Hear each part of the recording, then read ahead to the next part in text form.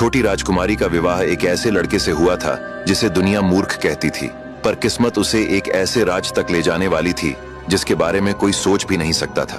दोनों चलते चलते एक शापित झील के किनारे पहुंचे। झील शांत थी, लेकिन उसकी खामोशी ऐसी थी जैसे वह सदियों से कोई भयानक सच छिपाए बैठी हो। अचानक लड़के ने झील की सतह पर लाल लाल चमकते हीरे तैरते हुए देखे। उसकी आंखें लोभ से चमक उठीं।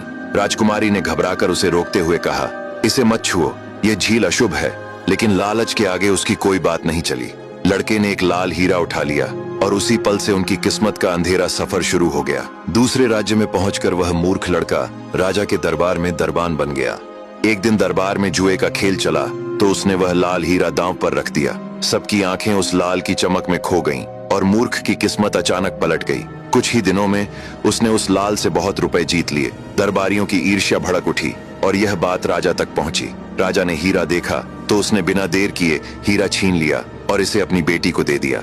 राजकुमारी ने उस लाल को गले में पहन लिया। उसने एक तोता और मैना पाल रखा था। उसकी पालतू मैना बोली, राजकुमारी, यह लाल तो बेहद सुंदर है। किंतु तोता बोला, तुम क्या जानो, लाल का जोड़ा होता तो और सुंदर लगता। ये सुनकर राजकुमारी के दिल में दूसरा लाल पाने की आग जल उठी। वह सो गई और सुबह तक न खाई न पिया, बस एक जिद करती रही, एक और लाल चाहिए, नहीं तो मैं मर जाऊंगी। राजा डर गया क्योंकि एक ही बेटी थी और उसने मूर्ख दरबान को आदेश दिया कि एक और लाल ला कर दो, नहीं तो पूरे परिवार को गड्ढे में जिंदा दफना दिया जाएगा। वह घर आया और राजकुमारी को सारी बात बताई। राजकुमारी बोली, मैंने उसी दिन आपको कहा था कि लालच न करें, नहीं तो खतरा होगा, पर अब हो भी क्या सकता था। मूर्ख युवक लाल की खोज में निकल पड़ा। चलते चलते वह उसी नदी किनारे पहुंच गया। उसने सोचा, क्यों ना इस बात का पता लगाया जाए कि ये हीरे कहां से बहते हुए आ रहे हैं। यही सोचकर वह नदी के किनारे किनारे चल दिया। एक जगह उसने देखा कि किसी लड़की का सिर कटा है और उसका खून नदी में टप टप गिर रहा है। खून लाल बन रहा है और वही लाल नदी की धारा में बह रहा है।